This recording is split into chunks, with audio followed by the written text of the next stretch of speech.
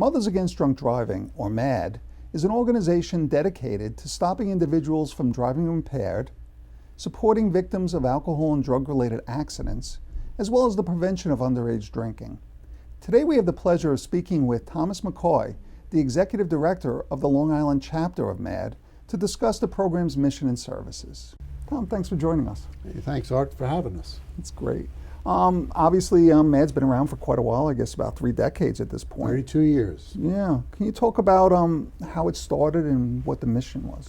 Well, it started with a lady whose daughter was killed by a drunk driver. But here on Long Island, it was started by a family in Hicksville, actually, who again lost their daughter to a drunk driver. And it didn't seem right to them that before their daughter was put to rest, that person that did that deed was on the street. Yeah. You know, the crime just didn't have the gravity that it should have back 32 years ago. So let's start with preventing people who are impaired from driving. How does M.A.D.D attempt to address that? Well, the message is, you know, don't drink and drive. I mean, that's just the core message. You can drink, but find an alternative way to get yourself home. Make a plan, you know. And if you see someone who's going to drink and drive, take their keys. We need, you know, it's like, if you see something, say something. Well, where drunk driving is concerned, that's all very true. If you see someone who's going to get in the car after a party at your house and he's impaired, take his keys, let him sleep on the couch, drive him home. You know, you have that's where it has to get to, where regular citizens are taking action to stop this, because it's estimated that there's 2 million drunk drivers on the road any particular day. It's outstanding. It's unbelievable how many people there are.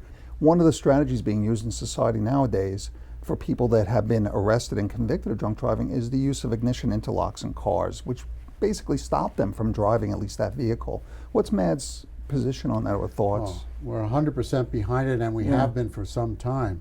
And we're working state by state to get laws passed that require an ignition interlock on any offender who has been convicted of drunk driving. New York State passed Leandra's law in 2009. Mm-hmm. And in the summer of 2010, it went into full effect, where everyone who's convicted of a drunk driving arrest is going to have an ignition interlock in their car, which simply means they have to prove to the car that they haven't been drinking before it will start.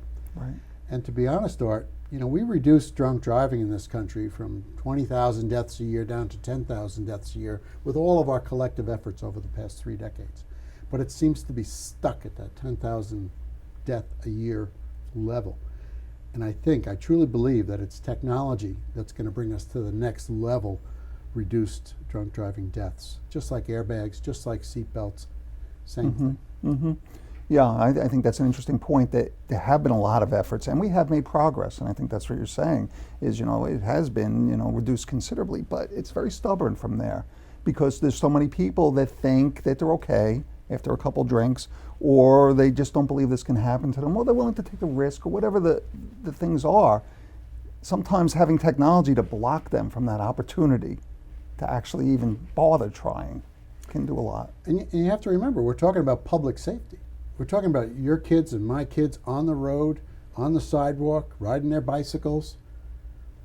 That's who we're protecting here. And if we can put a technology in a car that can protect those people who are innocently going about their daily lives while this person chooses to drink and drive, well, God bless that. You know, that's what we need. And of course, a third prong to your mission involves preventing underage drinking.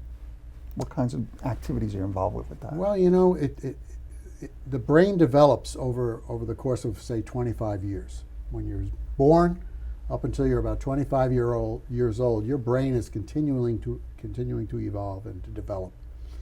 And when you add alcohol to that equation during that development cycle, it can impair how the brain develops. It also is true that judgment is one of the later skills that your brain develops. And so we're trying to say to kids, look, you don't have to drink.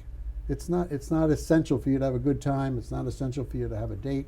You know, you don't need to drink until you're 21, when your brain is more fully developed, when your judgment skills are more in place, when you have more life experience. So please, don't drink until you're 21. That's the law.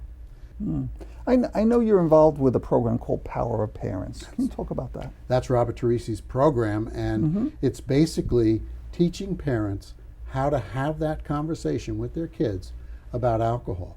We go out for no charge and we talk to parent groups in schools and community groups and churches, and we give them a handbook that they can take home after the talk. And it walks them right through all the parts that they need to be aware of before they have this conversation with their kids. And you know, Art, the beauty of it is it gets parents to talk to kids in the first place, Yes. which is a problem. You know, we need parents to be able to talk to their kids, not lecture to them, but talk with them. You know, express their views with them, share their feelings with them. And this program not only gets them to talk about alcohol and why they don't want them to drink, but it also opens up that whole communication link. And you're absolutely right. A lot of the prevention research talks about clear parental expectations as having a tremendous effect on a child's behavior. And it seems very, very intuitive that that would be the case, but it's so difficult for many parents to have that discussion, and they need to. So many kids, you know, I know with my sons, you know, once they turned 16, I got dumber and dumber every day. And then when they got to be 25, I got smart again. Exactly. But I think it's a question of putting a line in the sand. Give your child a parameter along which you don't want them to cross. And if you say, look, we don't want you to drink until you're 21, we don't want you to drink while you're at college, then the child has to think, well, if I'm going to drink, I know I'm going directly against the wishes of my parents. And if I do that, I know I'm going to suffer the consequences of that.